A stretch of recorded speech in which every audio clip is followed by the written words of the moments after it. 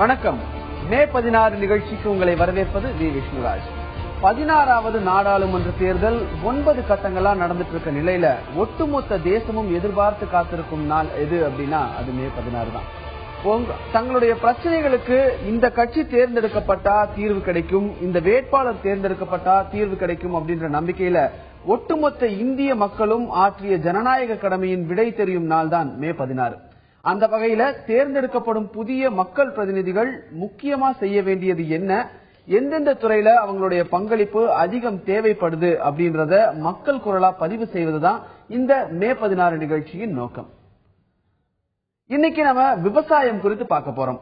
ஒரு பொருளுக்கு தேவை இருக்கும் பொழுது அதன் உற்பத்தியும் அது சார்ந்த தொழிலும் வளம் பெறும் அப்படிங்கிறது பொதுவான ஒரு விஷயம். அப்படி பார்த்தா விவசாய தொழில் இந்த இயற்கைக்கு மாறாக தான் மாறி இருக்கு அப்படின்னு சொல்லணும். விவசாயம் அப்படின்னு எடுத்துக்கிட்டா நமக்கு தினம் தினம் உண்ண உணவு தேவை. அது மட்டும் இல்லாம உலகம் முழுவதிலும் இருக்கக்கூடிய மக்களுக்கும் அனைவருக்குமே தினமும் உணவு அப்படின்றது ரொம்பவே பிரதானமான ஒரு விஷயம். சோ உணவுக்கான தேவை அதிகரிச்சுக்கிட்டே இருக்கக்கூடிய நிலையிலும் உண்மையில தேவை அதிகரித்தாலும் உணவை தயார் செய்யக்கூடிய விவசாயியின் வாழ்க்கையும் விவசாயமும் வளம் பெறவில்லை அப்படிங்கிறது தான் உண்மையான ஒரு விஷயமா இருக்கு. இப்போ 20ஆம் நூற்றாண்டு தொடக்கத்துல காந்தி மகாத்மா காந்தி இந்தியா முழுவதும் சுற்றுப்பயணம் செஞ்சப்ப ஒரு விஷயம் பார்த்து சொன்னது. அப்ப இந்தியா முழுவதும் நிறைய கிராமங்கள் தான் இருக்கு. இங்க இருக்கிற கிராமங்கள்ல பார்த்துட்டு மகாத்மா காந்தி சொன்ன விஷயம் என்ன அப்படின்னா, soul of India lives in villages அப்படின்னு சொன்னாரு. அந்த அளவுக்கு மக்கள், இயற்கை, விவசாயம் அப்படின்னு பல விஷயங்கள்ல இருந்த விஷயம் இப்போ விவசாயம் ரொம்பவே சிக்கலான ஒரு நிலைமைக்கு தான் தள்ளப்பட்டிருக்கு.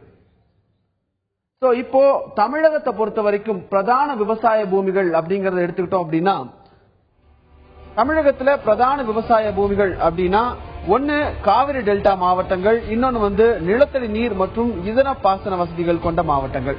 இப்போ இந்த காவிரி டெல்டா மாவட்டம் அப்படின்னு எடுத்துக்கிட்டா காவிரி ஆறு நீளம் 800 கிலோமீட்டர்.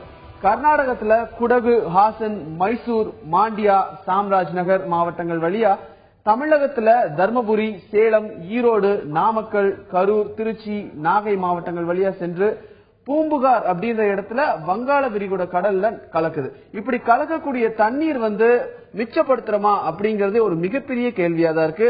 அடுத்தது பார்த்தோம் அப்படின்னா காவிரி டெல்டா மாவட்டங்கள் அப்படின்னு எடுத்துக்கிட்டோம் அப்படின்னா அதுல தஞ்சாவூர், நாகை, திருவாரூர், திருச்சி, பெரம்பலூர், கடலூர், புதுக்கோட்டை இந்த மாதிரியான டிஸ்ட்ரிக்ட்ஸ் எல்லாம் வருது. சோ இந்த மாவட்டங்களை சுற்றி இருக்கக்கூடிய சிவகங்கை, கரூர் இந்த மாதிரியான மாவட்டங்கள் பத்தி தொடர்ந்து பார்ப்போம். பட் இந்த மாவட்டங்கள், அதாவது காவிரி டெல்டாவில் இருக்கக்கூடிய மாவட்டங்கள் இருக்கக்கூடிய விவசாயிகள் என்ன சொல்றாங்க அப்படின்றத முதல்ல பார்த்துருவோம். இந்த வீராண ஏரியிலிருந்து சென்னைக்கு குடிநீர் போயிட்டு இருக்கு. அங்க இருக்கிற மக்களுக்கு இங்க எங்க ஏரியால பயன் பெற்றாலும் கூட இங்க இருக்கிற விவசாயிகள் எங்களுக்கும் அதனால சில பாதிப்புகள் இருக்கு. ஏன்னா சில காலம் இப்ப ஜனவரி மாதங்கள்லாம் பாத்தீங்கன்னா எங்களுக்கு பாசனத்துக்கு தண்ணி எடுக்க முடியாத ஒரு சூழல் இருக்குது. இந்த தண்ணி சென்னைக்கு எடுத்துட்டு போற காலகட்டங்கள்ல ஏன்னா மேட்டூர் டேம் ஜனவரி 28 மூடிடுவாங்க. அதுக்கு பிறகு இந்த ஏரியை முழு கொள்ளளவை நிரப்பி வச்சுக்கிட்டு அவங்க மார்ச், ஏப்ரல் வரை தண்ணி எடுத்துட்டு போறதுக்கான முன்னேற்பாடுகள் தான் பண்றாங்களே ஒழிய பட் இங்க இருக்கிற விவசாயிகளுடைய தேவை செய்யறதில்ல. இந்த பகுதியில் பாத்தீங்கன்னா இங்க பக்கத்தில் இருக்கிற உப்பார் அணை கிட்டத்தட்ட 10 ஆண்டு காலமா நீர் ஆதாரமின்றி வறண்டு கிடக்கு. இதனால் விவசாயிகள் பல பேர் இடம்பெயர்ந்து போயிட்டு இருக்காங்க. அது குறித்து இப்ப எல்லா தேர்தலும் இது ஒரு பிரச்சனையா இருக்குது. ஆனா அதுக்கான எந்த நடவடிக்கையும் மேற்கொள்ளப்படவில்லை. காஞ்சிபுரம் மாவட்டத்தில் இருக்கக்கூடிய ஏரிகள் நிறைந்த மாவட்டமாக சொல்லப்பட்டாலும் 900 சில்லற ஏரிகளிலும் அனைத்தும் தூர்வாரப்படாமல் அனைத்தும் துந்து போயிருக்கிறது. அதனால் மழைக்காலங்களில் வரக்கூடிய தண்ணீர் என்பது தேங்காமல் வீணாக போகிறது.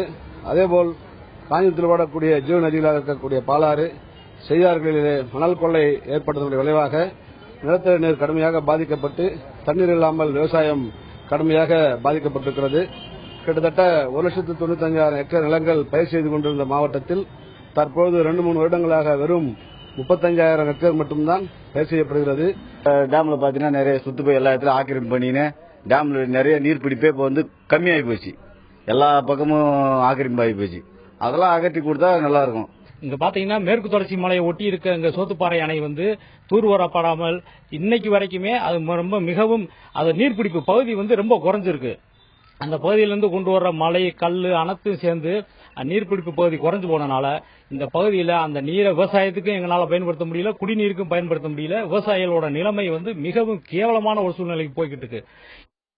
தண்ணீர் இல்லை, அணைகள் தூர்வாரப்படவில்லை, அது மட்டும் இல்லாம பல விஷயங்கள் செய்யப்படாத நிலையில் இருக்கிறதாக மக்கள் சொன்னாங்க. இப்போ இந்த மாவட்டங்களை சுற்றி இருக்கக்கூடிய சிவகங்கை, கரூர், சிதம்பரம், மயிலாடுதுறை போன்ற தொகுதிகள், இந்த மாதிரியான தொகுதிகள் இருக்கு. அதுல விவசாயத்தை நம்பிய மக்கள் இருக்கக்கூடிய நிலையில இந்த தொகுதியில தண்ணீர் அப்படிங்கிறது தான் பிரதான பிரச்சனையா இருக்கு. இப்போ காவிரி டெல்டா மாவட்டம் பத்தி பார்த்தோம். அடுத்தது நிலத்தடி நீர் மற்றும் இதர விவசாய பாசன வசதிகள் கொண்ட மாவட்டங்களை பார்க்கலாம். இப்ப இதுல பார்த்தா பெரும்பான்மையான தமிழக பகுதிகள் நிலத்தடி நீரையும் இதர பாசன வசதியையும் தான் நம்பி இருக்கு. அதுல முக்கியமா பார்த்தோம் அப்படின்னா திருவள்ளூர், காஞ்சிபுரம், அரக்கோணம் மாதிரியான மாவட்டங்களும், தமிழகத்துல கொங்கு சைடு பார்க்கிறோம் அப்படின்னா கோவை, திருப்பூர் மாதிரியான மாவட்டங்களும் இதுல இருக்கு. இப்போ இதுல பாத்தீங்க அப்படின்னா ஆற்று பாசனம், கிணற்று பாசனம் அப்படின்னு இருந்தாலும், தனித்தனியாக 2 வகையான பாசனங்கள் இருந்தாலும் தண்ணீர் பிரச்சனை அதிகமா இருக்கு. இதுல பழங்காலத்துல தண்ணீர் பிரச்சனை வராம இருக்கிறதுக்கு ஏரி, கிணறு, குளம், கண்மாய்கள் அப்படின்னு பலவற்றை செஞ்சு வச்சிருந்தாங்க. ஆனா இப்போ உலகமயமாக்கல் போன்ற பல கொள்கைகள் வந்ததுக்கு அப்புறம் இருக்கவே இடமில்லாத அளவிற்கு இருக்கு. இதுல நிறைய விவசாய இடங்களும் காணாமல் தான் போயிருக்கு. கோவை, திருப்பூர் மாதிரியான மாவட்டங்கள்ல நிலத்தடி நீரை நம்பி இருக்கு. ஆனால் போர் ரிக் யூஸ் பண்ணி போர் போட்டாலும் தண்ணீர் வராம நிலத்தடி நீர் வறண்டு போயிருக்கக்கூடிய சூழ்நிலை தான் இப்ப இருக்கு. இப்போ தமிழகத்துல எத்தனை வகையான பாசன வகைகள் இருக்கு அப்படின்றத பத்தி பார்த்தோம். இப்ப அடுத்தது தமிழகத்துல முக்கியமா பயிர் செய்யக்கூடிய வகைகளை, அதாவது பயிர் வகைகளை பார்க்கலாம். இதுல முக்கியமான விஷயம் அப்படின்னு பார்த்தா பயிர் வகைகள்ல நெல், கரும்பு, அது போக பணப்பயிர்கள். நெல் அப்படின்னு எடுத்துக்கிட்டோம் அப்படின்னா தமிழகத்திற்கு ஒரு ஆண்டுக்கு 1,12 லட்சம் டன் நெல் தேவைப்படுது. ஆனா இங்கு விளையிறது 75 லட்சம் டன் மட்டும்தான். மிச்சம் இருக்கக்கூடிய நமக்கு தேவையான நெல் மற்ற மாநிலங்கள்ல இருந்து கையேந்தி நிற்கக்கூடிய நிலைதான் இப்ப இருக்கு. இப்போ தன்னிறைவு பெற்ற ஒரு மாநிலங்கள்ல இருந்து இப்ப நமக்கு தஞ்சாவூர்ல இருந்து முன்னாடி எல்லாம் பார்த்தோம் அப்படின்னா பல மாநிலங்களுக்கு நம்ம அரிசி ஏற்றுமதி செஞ்சுட்டு இருந்தோம். ஆனா இப்ப தமிழ்நாடு தன்னுடைய தேவைக்காகவே பிற மாநிலங்கள்ல இருந்து நெல்லுக்காகவும் அரிசிக்காகவும் கையேந்தி நிற்கக்கூடிய நிலைதான் இருக்கு. கடந்த 20 வருஷங்களோட ஒப்பிட்டு பார்க்கும் பொழுது கணிசமா விவசாய சாகுபடி குறைஞ்சிட்டு தான் இருக்கு. 20 வருஷங்களுக்கு முன்னாடி 75 லட்சம் ஏக்கர் பரப்பளவுல தமிழகத்துல நெல் சாகுபடி இருந்தது. ஆனா இப்ப காவிரி படுகையில மட்டும் காவிரி படுகையில மட்டும் பார்த்தா 27 லட்சம் ஹெக்டேர் இருந்திருக்கு. ஆனா இப்போ 50 லட்சம் ஹெக்டேருக்கு மேல விவசாயம் நடக்குது அப்படின்னா அது ஒரு ஆச்சரியப்படக்கூடிய ஒரு விஷயமா தான் பார்க்கப்படுது. இப்போ நெல் அப்படின்னு எடுத்துக்கிட்டோம், நெல் பார்த்தோம். நெல்லுக்கு அடுத்தது கரும்பு. கரும்பு ஒரு பணப்பயிர் தான். பட் இதை நம்ம தனியா பார்க்க வேண்டிய காரணம் என்ன அப்படின்னா விவசாயிகள் உற்பத்தி செஞ்சு கரும்புகளை கரும்பு ஆலைகளுக்கு தர்றாங்க. அந்த ஆலைகள் விவசாயிகளிடமிருந்து வாங்கக்கூடிய கரும்பை கொள்முதல் விலை பார்த்தோம் அப்படின்னா மத்திய அரசும் மாநில அரசும் தான் ஆண்டுதோறும் நிர்ணயம் செய்யறாங்க. இப்படி மத்திய அரசும் மாநில அரசும் நிர்ணயம் செஞ்சுட்டு இருக்க நிலையில பொட்டாஷ், ஏடிபி மாதிரியான உரங்கள் விலை உயர்ந்துகிட்டே இருக்கு. இதனால இந்தியாலேயே தமிழ்நாட்டில தான் கரும்பு கொள்முதல் விலை ரொம்பவே குறைவா இருக்கு. அதாவது 2650 ரூபாய்க்கு ஒரு டன் கரும்பு கொள்முதல் செய்யப்படுது. இப்படி கொள்முதல் செய்யப்படும் பொழுது அதை ஆலைகளுக்கு தரும் பொழுது கரும்பில் இருந்து சர்க்கரை எடுத்ததுக்கு அப்புறம் பை ப்ராடக்ட்ஸ் அப்படின்னு சொல்லக்கூடிய மொலாசிஸ், எரிசாராயம், அதாவது எத்தனால், அதிலிருந்து எடுக்கக்கூடிய இயற்கை உரம் எல்லாமே தயாரிக்கப்படுது. இதிலிருந்து பார்க்கும் பொழுது கரும்பை ஒரு டன் கரும்பு வாங்கக்கூடிய ஆலைகள் இந்த பை ப்ராடக்ட்ஸ் மூலமாவே 8000 to 10,000 ரூபாய் வரைக்கும் சம்பாதிப்பதற்கான, லாபம் ஈட்டுவதற்கான வாய்ப்புகள் இருக்கு. சோ மத்த டிஸ்ட்ரிக்ட்ஸ் வச்சு பார்க்கும் பொழுது தமிழகத்துல ஒரு டன்னுக்கு 2650 ரூபாய் தான் ஒரு டன் கரும்புக்கே கிடைக்குது அப்படின்றது ரொம்பவும் கவலைக்குரிய ஒரு விஷயம் தான். கரும்பு, நெல் பார்த்தோம், கரும்பு பார்த்தோம். அடுத்தது பணப்பயிர். பணப்பயிர் அப்படின்னு எடுத்துக்கிட்டோம் அப்படின்னா அதுல முக்கியமான விஷயம் மஞ்சள். ஏன்னா ஈரோடு, திருப்பூர் இந்த மாதிரியான பெல்ட்ல மஞ்சள் அப்படின்ற ஒரு விஷயம் அதிகமா விவசாயம் செய்யப்படுது. ஈரோடு அப்படின்னாலே நமக்கு ஞாபகம் வர்றது மஞ்சள் தான். ஈரோட்டுக்கு மஞ்சள் மாநகரம் அப்படின்னு ஒரு பெயரும் இருக்கு. சோ இப்ப ஈரோட்ல கடந்த 60 ஆண்டுகளுக்கு மேலாகவே மஞ்சள் மார்க்கெட் நடைபெற்று இருக்கு. இந்த மார்க்கெட் மூலமா விவசாயிகளுக்கு தேவையான விதை, உரம், இது போன்ற இதர விவசாய பொருட்கள் வழங்கப்பட்டு இருக்கு. இப்போ தற்போதைய நிலை அப்படின்னு பார்த்தா மஞ்சள் விவசாயத்திற்கு போதிய நீர் இல்லாம தான் இருக்கு. மஞ்சள் சாகுபடி, அதாவது போதிய நீர் இல்லாததன் காரணமா விவசாயிகள் மஞ்சள் சாகுபடியை குறைச்சுக்கிட்டே வராங்க. மேட்டூர், பவானிசாகர் அணையிலிருந்து தண்ணீர் அளவு குறைஞ்சிட்டே இருக்கிறதுனால அதை சுற்றி இருக்கக்கூடிய கோபி மாதிரியான இடங்கள்ல மஞ்சள் விவசாயம் ரொம்பவே குறைஞ்சிட்டு தான் இருக்கு. சோ இப்போ நம்ம அடுத்தது இப்போ விவசாயம் இடமே குறைஞ்சுகிட்டு வருது அப்படின்னு இருக்கக்கூடிய நிலையில விவசாயம் இடம் குறைஞ்சுகிட்டே இருந்தாலும் விவசாயம் பண்ணினா அதிக உற்பத்தி ஆகுறது உண்மைதான். ஆனா அதை சேமிச்சு வைக்க நம்ம கிட்ட கிடங்குகள் இல்ல. அதாவது கொஞ்ச நாளைக்கு முன்னாடி சென்னையில ஒரு வர்த்தக கருத்தரங்கு நடந்தது, அதுல நான் கலந்துகிட்டேன். சோ அந்த வர்த்தக கருத்தரங்குல உணவுத்துறை அமைச்சர் KV தாமஸ் வந்து கலந்துகிட்டார். அப்ப அவர் ஒத்துக்கிட்ட ஒரு விஷயம் என்ன அப்படின்னு பார்த்தா, ஒரு வருடத்திற்கு பல லட்சம் கிலோ டன்களுக்கான பழங்கள் மற்றும் காய்கறிகள் வீணாவதா சொன்னாரு. இதுக்கு ஒரே ஒரு ஆல்டர்னேட் என்ன அப்படின்னு பார்த்தா குளிர்பதன கிடங்குகள் அமைக்கணும் அப்படின்னு சொன்னாரு. பட் அதுக்கு எவ்வளவு செலவாகும் அப்படின்னு பார்த்தா 60 to 70,000 கோடி ரூபாய் வரைக்கும் செலவாகும். சோ இப்ப இந்தியா இருக்கக்கூடிய பொருளாதாரத்துல 60 to 70,000 கோடி ரூபாய் இதற்கு செலவு செய்வது ரொம்பவும் கடினமான விஷயம் அப்படிங்கறதையும் KV தாமஸ் அன்னைக்கு ஒத்துக்கிட்டாரு. இப்படி இருக்கக்கூடிய நிலையில தமிழக விவசாயிகள் முக்கியமான பிரச்சனைகள் அப்படின்னு சொன்னா தண்ணீர், அது போக நில ஆக்கிரமிப்பு, அது மட்டும் இல்லாம அடுத்தது மூன்றாவதா பார்க்கும் பொழுது விலை நிர்ணயம். தண்ணீர் அப்படின்னு எடுத்துட்டோம்னா மழை நீர் அப்படிங்கிறது நமக்கு பொதுவாகவே கிடைக்கக்கூடிய ஒரு விஷயம் தான். ஆனா அதை நம்ம முறையா சேமிக்கிறதுக்கு சரியான ஒரு வடிகால் முறை நமக்கு இல்ல அப்படிங்கறத சொல்லணும். இதனால நம்ம பக்கத்து மாநிலங்களுக்கு கையேந்தி நிற்க வேண்டியிருக்கு. பக்கத்து மாநிலங்கள் அப்படின்னா கர்நாடகா ஃபர்ஸ்ட் எடுத்துக்கிட்டோம்னா காவிரி பிரச்சனை. சோ காவிரி பிரச்சனை 1890களிலே ஆரம்பிச்சது. சோ இப்போ காவிரி பிரச்சனை 1890களில் ஆரம்பமானது. அது இப்ப வரைக்கும் இழுத்துக்கிட்டே இருக்கு. அன்று விதைத்த விதை இன்றும் நாமும் அந்த பிரச்சனை காவிரி பிரச்சனைக்காக அறுவடை செய்து கொண்டே இருக்கிறோம் அப்படிங்கறது உண்மையான விஷயம்.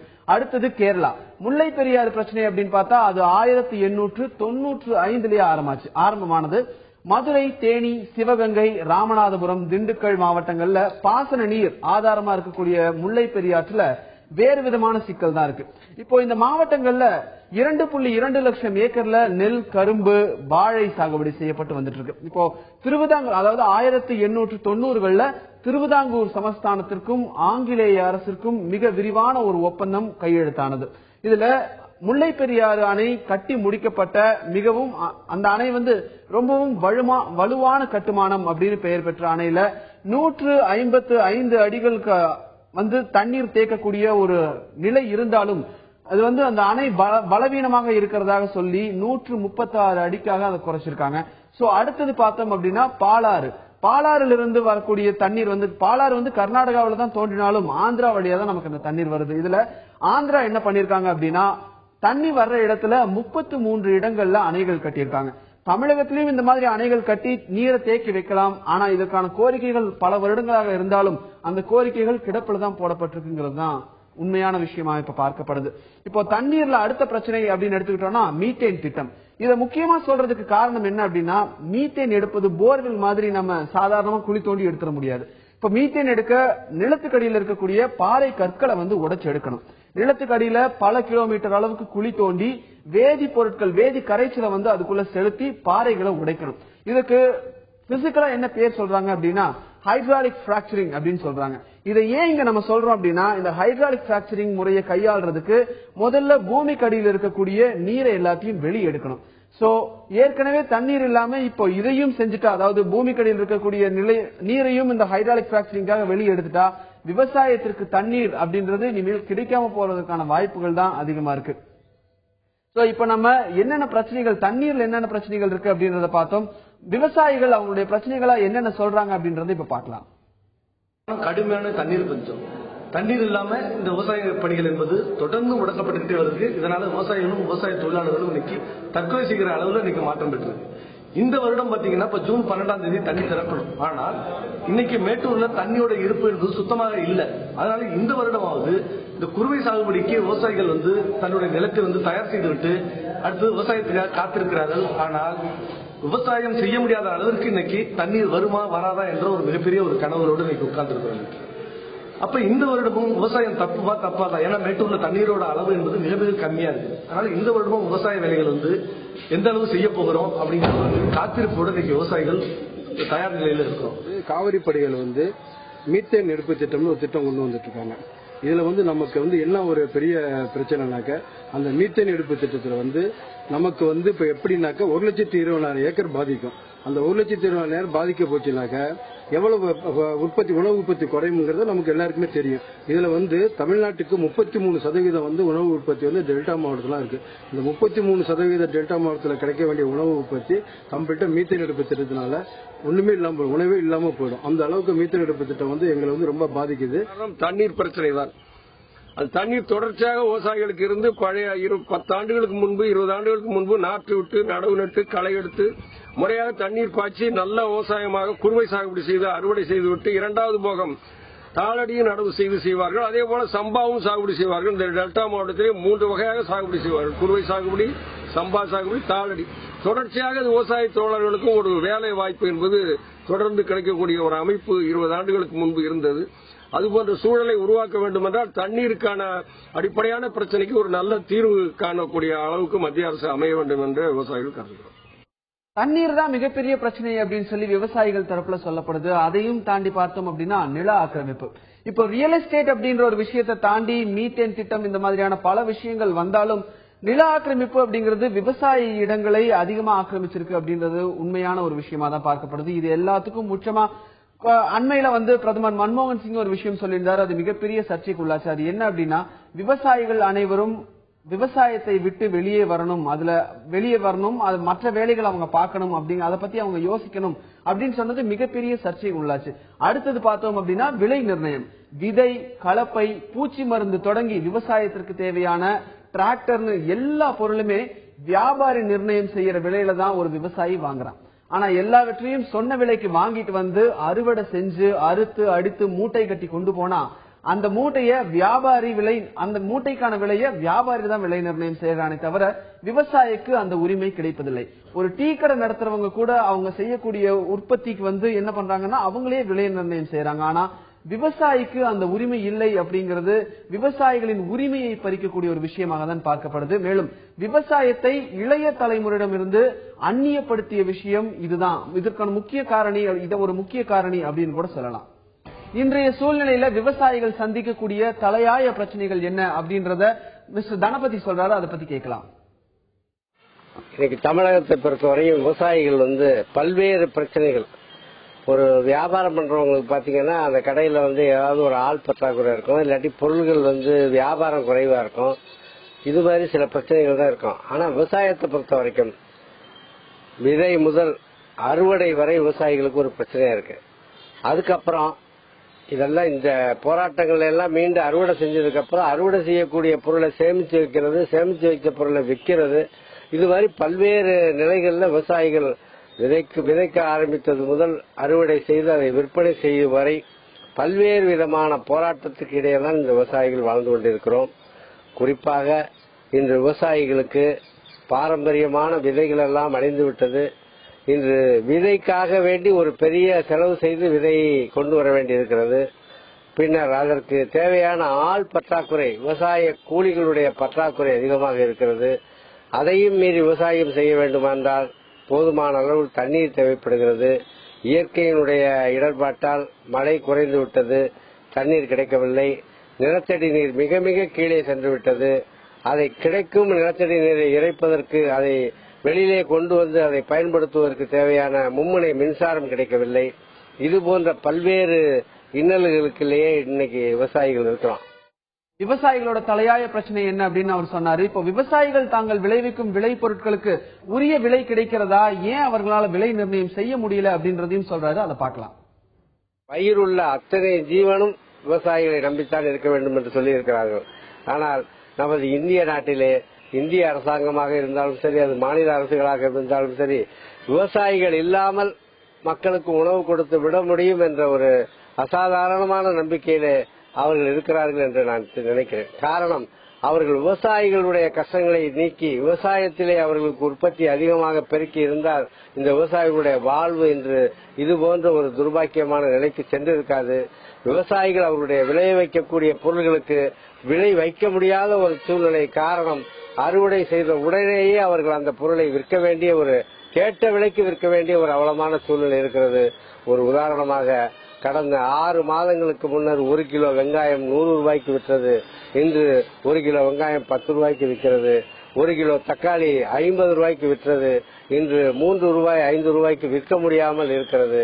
காரணம், விவசாயிகள் எந்த பொருளையும் அவர்களால் சேமிப்பதற்கான சக்தி அவர்களிடம் இல்லை. விவசாயிகளிடையே விற்பதற்கு அவசரப்பட வேண்டிய ஒரு சூழ்நிலையில என்ன விலைக்கு கேட்டாலும் விற்க வேண்டும் என்ற நிலையில பல விவசாயிகள் இருப்பதனாலே அதனால் அவர்களால் அதுக்கு உரிய விலையை பெற முடியவில்லை.